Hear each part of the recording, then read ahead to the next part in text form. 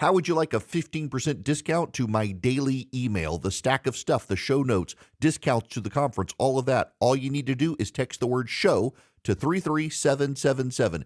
You'll get the annual subscription with a 15% discount to my daily email. You'll get the stack of stuff, the links to the show notes, discounts to the conference, and so much more. All you have to do is text the word show, SHOW, to 33777. Text show to 33777.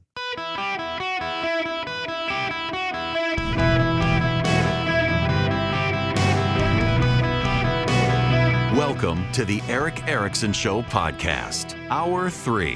Hello, America. Welcome. It's Eric Erickson here. The phone number, 877-973-7425. Should you wish to be on the program, it's an open line Friday. I'm happy to have you. I got stuff to say, though. Now, I'm kind of, I got to push back on some stuff. So we've had this phenomenon.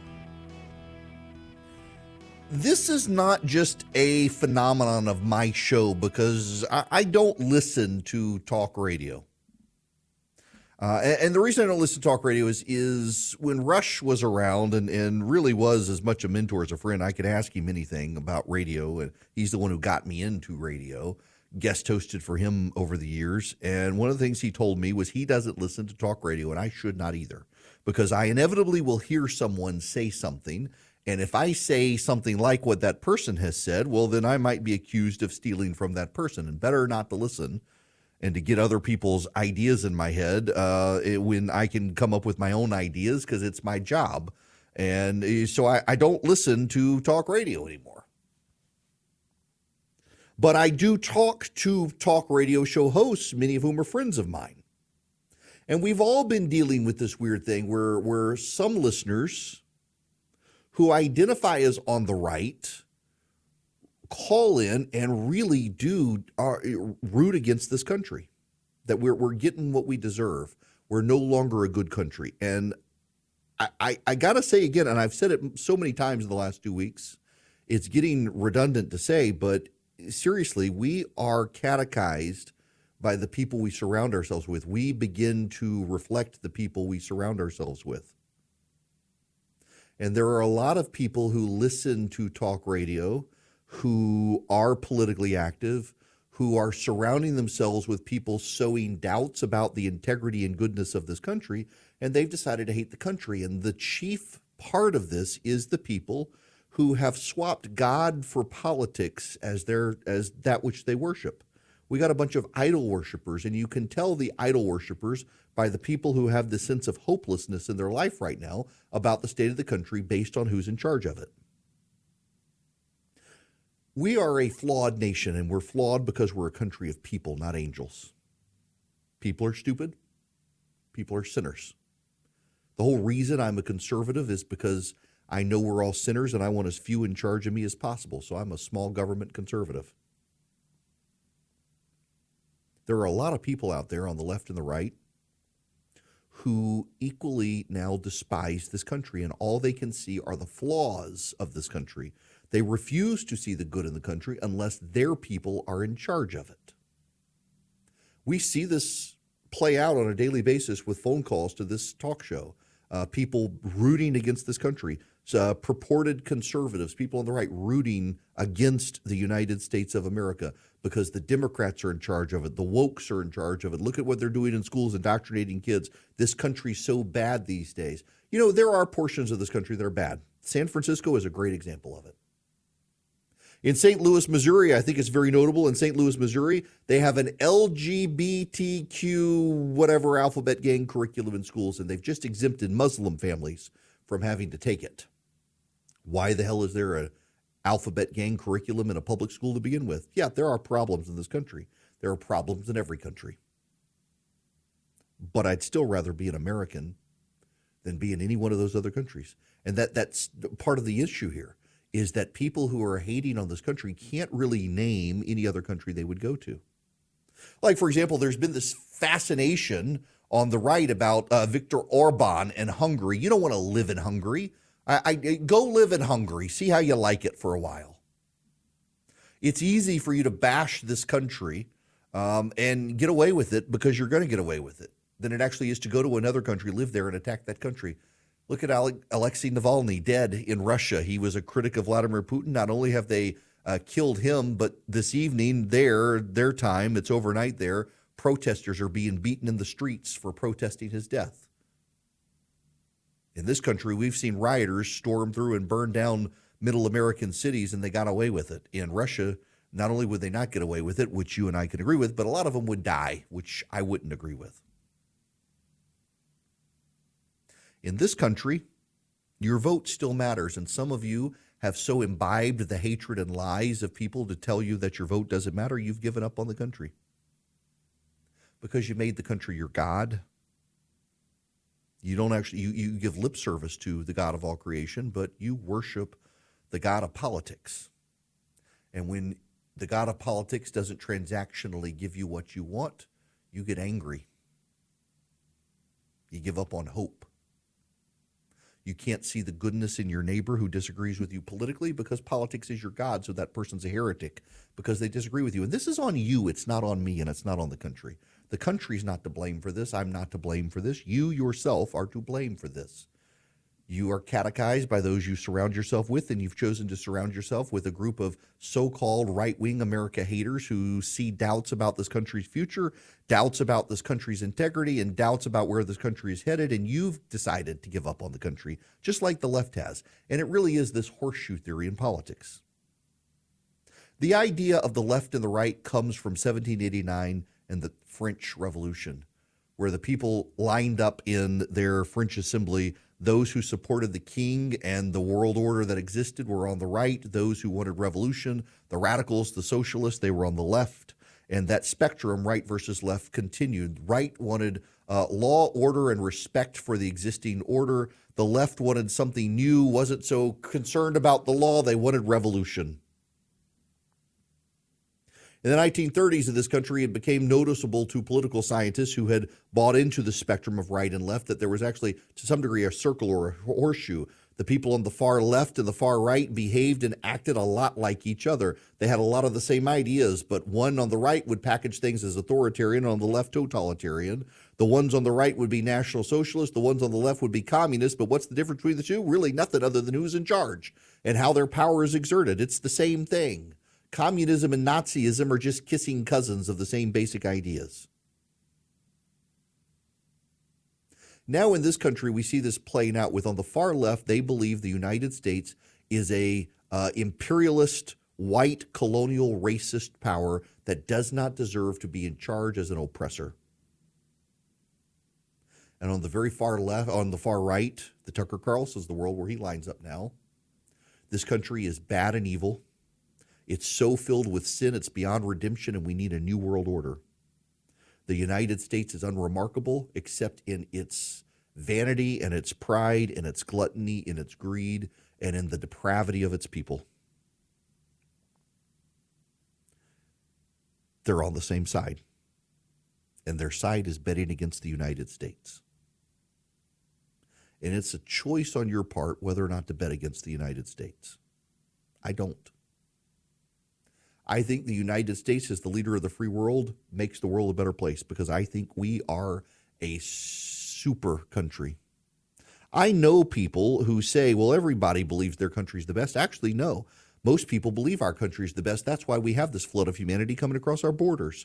Many of them want to come here for a better way of life. Do some of them have ill intent? Undoubtedly so. Most of them just want to come here. They're not fleeing to any other country. They're fleeing here because they want what this country has. They want the ideals of this country. They want to be, in some way, touch the American dream. What's so interesting here is that there are so many people in this country who now believe the American dream is anathema. On the left, they believe it's racist. On the right, they believe it's unobtainable. They're all rooting against the country, and it's a choice. And they're rooting against the country because of the voices they've chosen to surround themselves with, who have decided they hate this country because they can cash in and profit off that hate. They have decided they hate this country because their people are not in charge of it. And if only their people were in charge of it, they might just like this country again. It's very notable in the Gallup survey that came out a few weeks ago that I talked about, that on the right, views of this country shift with who's in charge. It's very transactional love of this country. On the left, they've completely given up. On the left, it is a solid disdain for this country. Don't be like the left. Don't be like the left. It's absurd, the people who have called this program today, who we haven't bothered to put on the air, who are rooting against the United States, who think our time has come and it's time for us to get our just comeuppance. I saw a guy on social media this morning who I know and I like. Someone, a Russian immigrant to this country, was mocking Tucker Carlson for his grocery store video, saying, I could never get any of this stuff when I was in Russia. Look at the abundance that I can get in this country. And the guy who I know and like replied to him, it's like, oh, Russia may have its problems. I'm somewhat agnostic on what Tucker Carlson said, but look at all the horrible things in this country right now, and look at where we've headed. That's a choice on your part to see the bad. I'm not saying there's not bad, but it's a choice on your part to elevate it. We are a federal system. There are bad parts of this country. There are parts of the country I don't want to go, and there are parts of the country that I don't want to live. But the genius of this country is that the people who live there, many of them made a choice to live there because it reflects their values, and they want it, and we're supposed to peacefully coexist. But the far left and the far right don't want to peacefully coexist in this country anymore. They want to tear the rest of us apart. They both sides want to go through some sort of great divorce. I am not here to divorce my fellow countrymen. I'm here to love my neighbor. You should be able to disagree with someone politically and not despise them.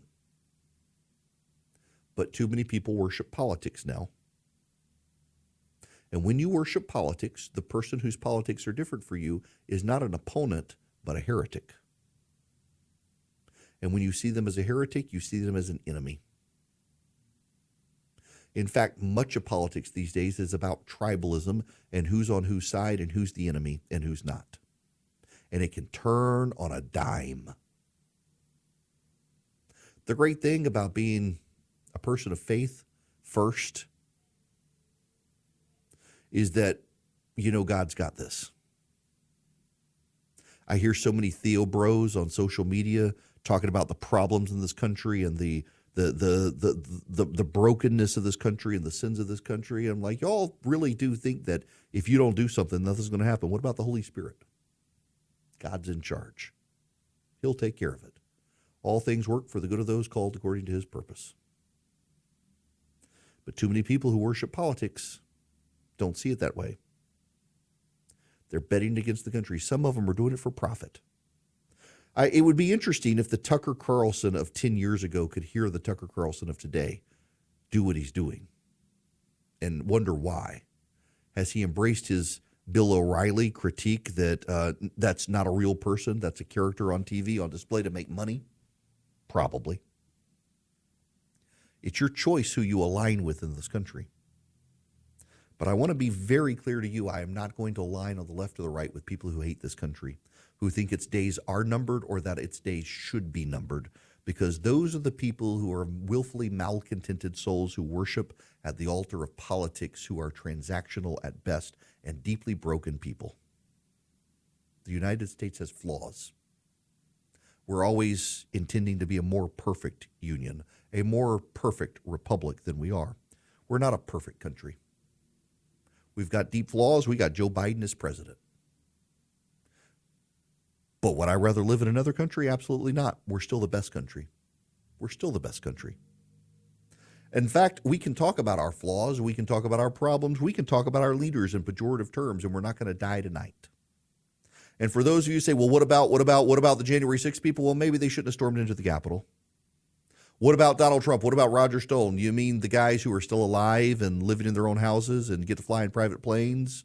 Those guys, can you not distinguish between the two? Some of you don't want to distinguish because if you had to actually put your brain cells to work to realize it's not the same, you would have to recognize it's not the same, and you don't want to recognize it's the same because you choose to be angry. Your anger is a choice.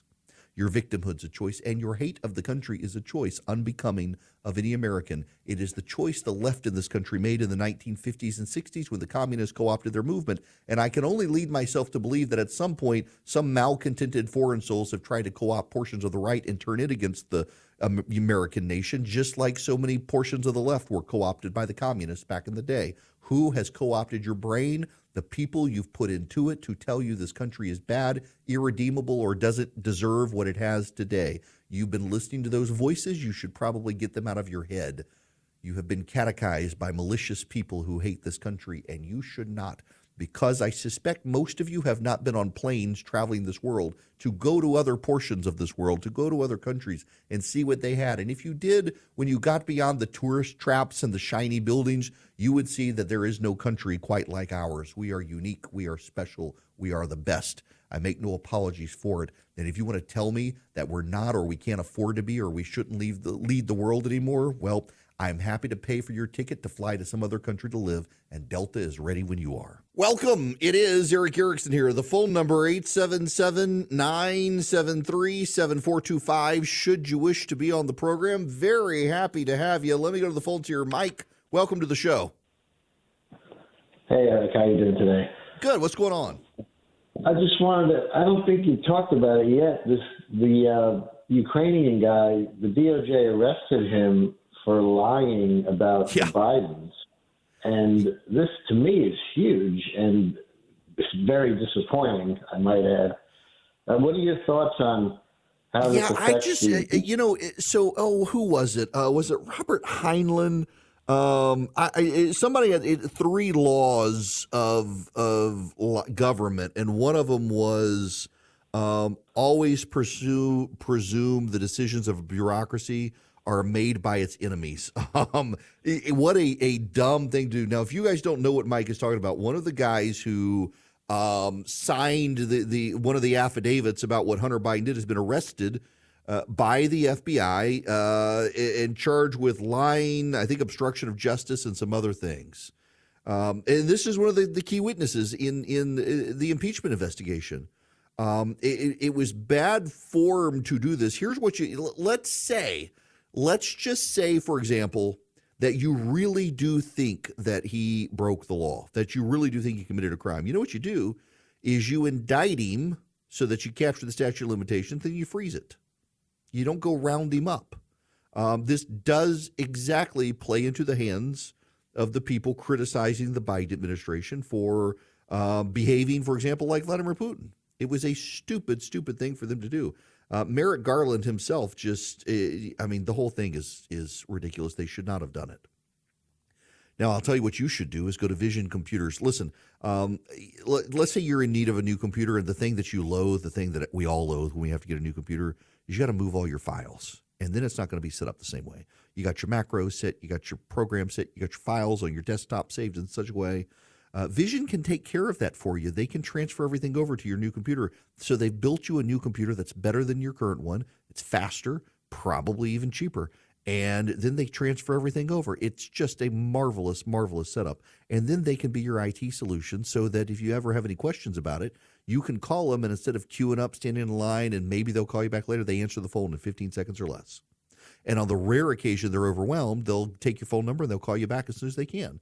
It's a brilliant setup. They are going to be your lifeline to good tech support for you. They can even do it for your company, too. Take care of everybody in your company. All you do is call them at 404-COMPUTE anywhere in the nation.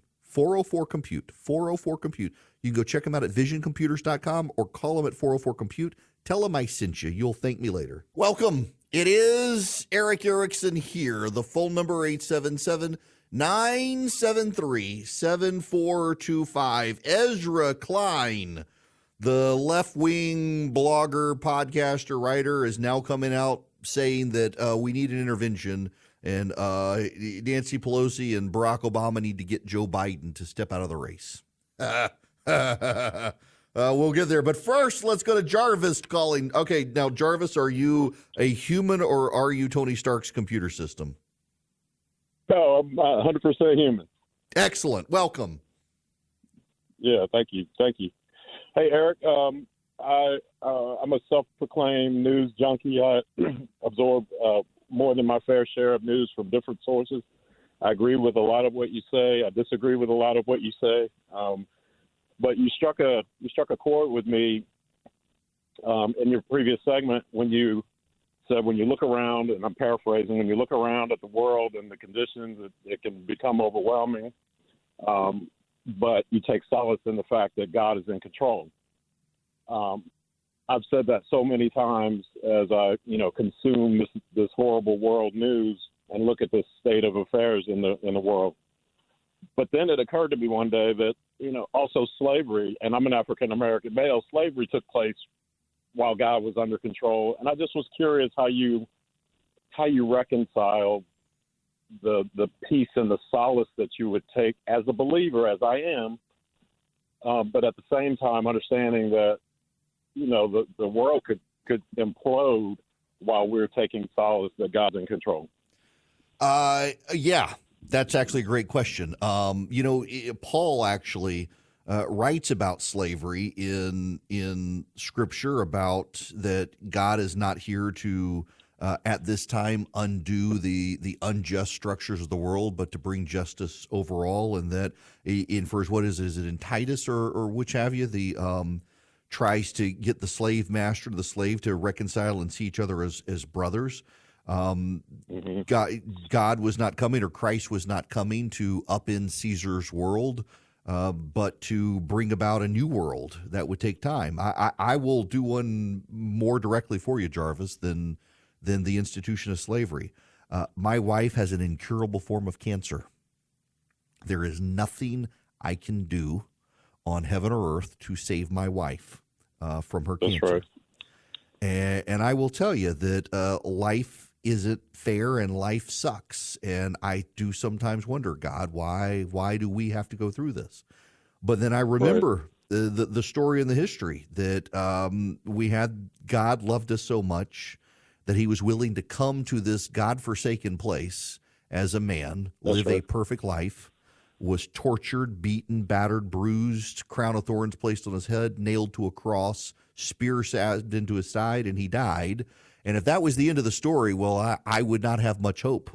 But he loved us so much, he conquered death, that though we got to go through this life, we know there's a better eternity for us. And the moral of the story being that he didn't come and overthrow the institutions of the world. He lived through those awful, unjust institutions with us, that we can put our trust in him and not in the institutions of the world, that though there is injustice today, there will be justice coming.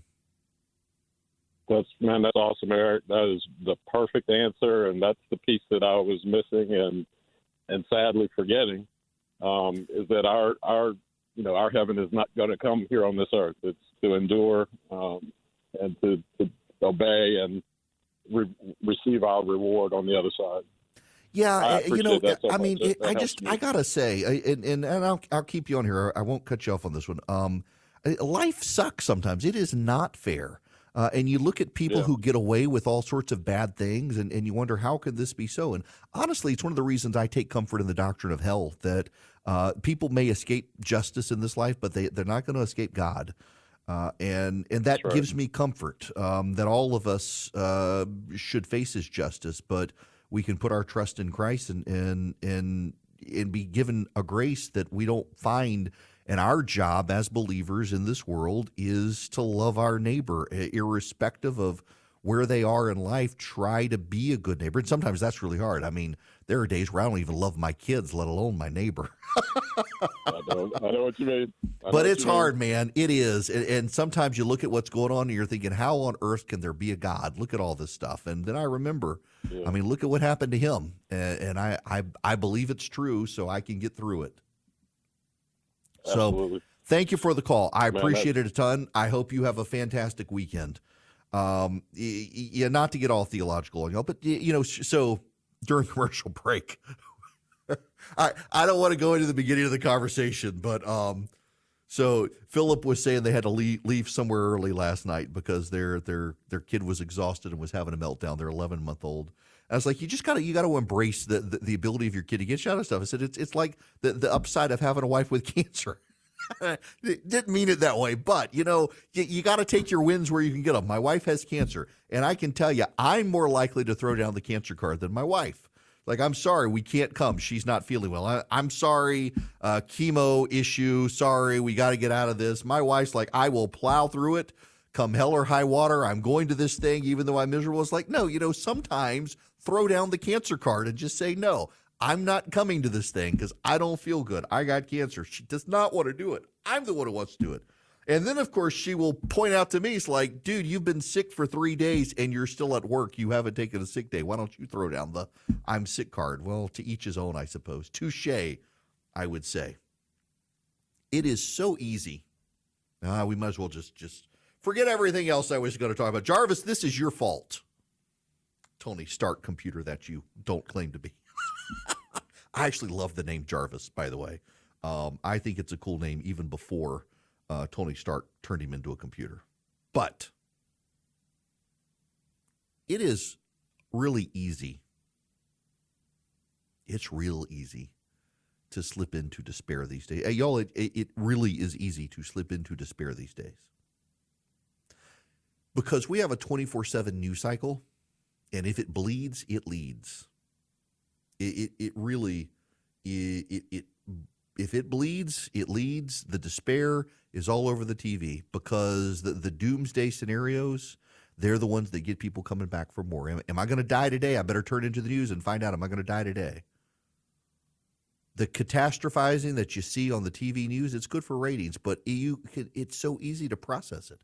It's so easy to be consumed by it. And so it's so easy to be drawn to despair, but not just be drawn to despair, but to tribally divide yourself up in a way that you only surround yourself with like-minded people who think the same way, who live the same way.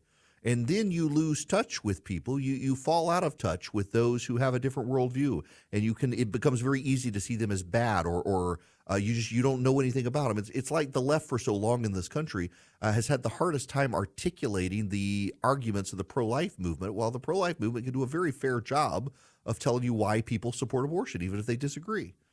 Because the left isolated themselves. The people on the right are doing it as well, but it's not just people on the left and right. It's people across not just the political spectrum, but the life spectrum. They alienate themselves from others. We've become so isolated as a people, and we surround ourselves with fewer and fewer people who live a life differently than us. It becomes real hard to love our neighbor. And, I used to be one of those people who would say love your neighbor means, well, if I've got a neighbor who's transgender, I need to stand outside their house with a bullhorn and tell them to repent because they're going to burn in hell, and I don't want them to burn in hell, so I got to do something. And I having gone to seminary and actually studied the scripture, that is not what it means at all.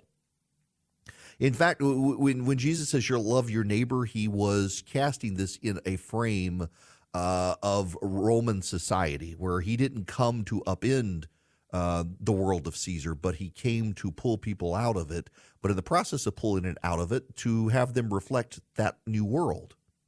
And in that new world, you would actually have relationships with your neighbors. And in the Roman Empire, people were not very nice. It's like going to New York. You go to New York, people say, they're all very rude. They leave you alone. They don't make eye contact. Well, that's kind of like Roman society was. They left you alone. They didn't like you. You didn't speak the language. You had an accent. You were treated badly. They did not treat their neighbor like a member of their family. And what Jesus was saying was treat people like your family. You have people in your family you don't like, you don't get along with them, but you get together and you're civil to each other in holiday conversations. And just, you may have a neighbor who you despise because of their political views or something, but you can still civilly, you can get along with them. You can find a way to not be a jerk to them, and they may still be a jerk to you. And you know what Scripture says is you be nice to them heaps burning coals on their conscience. It does. Me standing on the street corner yelling at my neighbor, repent or you're going to burn in hell, doesn't heap burning coals on them. It makes me look like a jerk. But being kind to them, well, one, it may lead them my way. There's a woman some of you know. Her name is Rosaria Butterfield. Rosaria Butterfield was a college professor and a lesbian activist who excoriated evangelicals and, in fact, targeted a Reformed church in her community that was preaching that her lifestyle was sin. And she decided she was going to read the Bible so that she could argue with them. And the preacher at this church decided she hated him so much he probably ought to take her out to dinner. And he, his wife, took her out to dinner and began regular dinner conversations with her, and she hated them and everything they stood for. And they continued to go to dinner every week. He'd pay the bill. He and his wife would check in on her if she was sick. She's now one of the loudest voices in evangelicalism, joined the church, left behind her lifestyle, is now a Christian reformer, a brilliant writer, converted because instead of standing on the street corner telling her, repent, you're going to burn in hell, they actually invited her to dinner and built a relationship. And I think too often we forget to build relationships with people we disagree with, to build relationships with people who don't look like us. And in the result, we isolate ourselves to people who look and sound just like us, and we forget there's a whole world out there. Tim Keller one time said that if we're all made in the image of God, which if you're a believer, you believe is true, then there's an aspect of him in every one of us we can learn from. Even if we wind up not liking the person or disagreeing with them overall, there's some aspect of them that we can see it reflects the image of God. And so we should take time to learn about the other person and what they say. Larry, I'm going to let you be the last caller today, and I'm going to shut up. Welcome to the show. How are you? Good. How about you? I'm great. What's going on? Well, this has been on my mind for a lot, and you touched on it today, and I think it means a lot.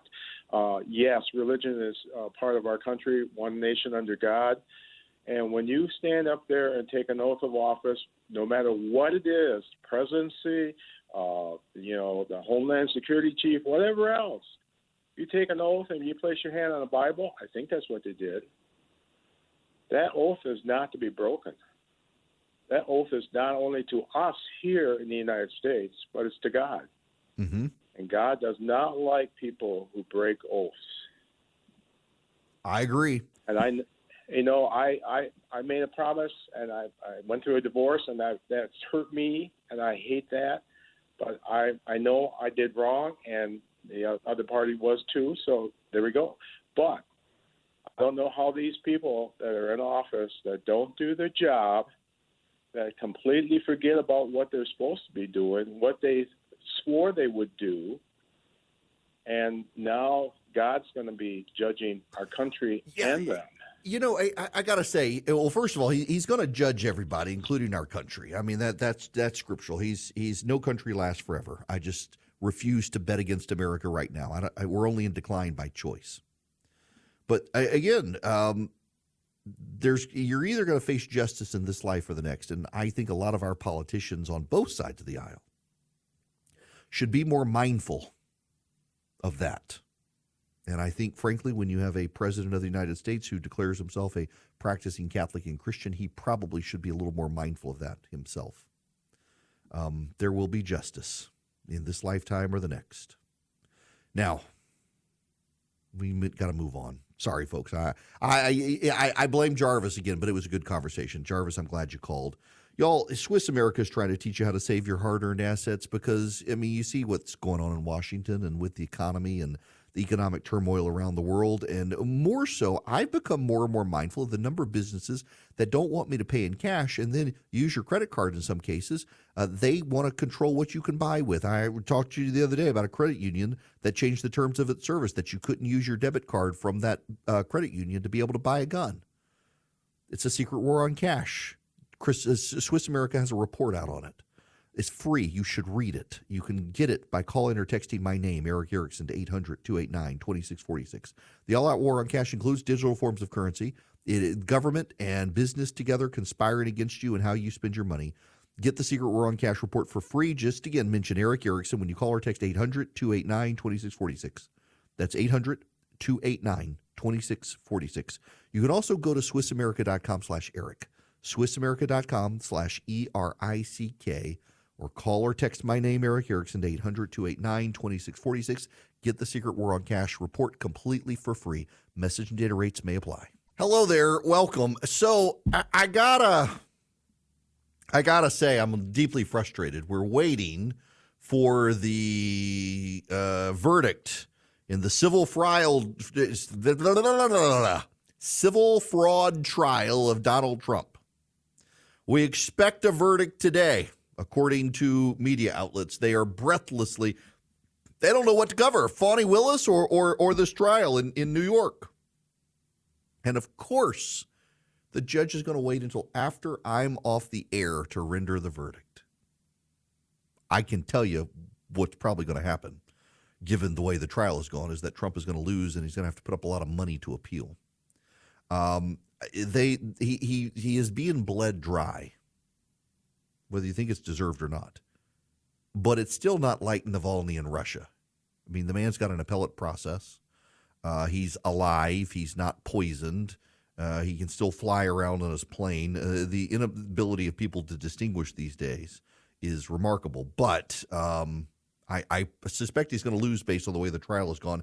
And also, I think it has to be pointed out that his lawyers made some horrible judgments along the way. Horrible, horrible decisions were made by his own lawyers along the way.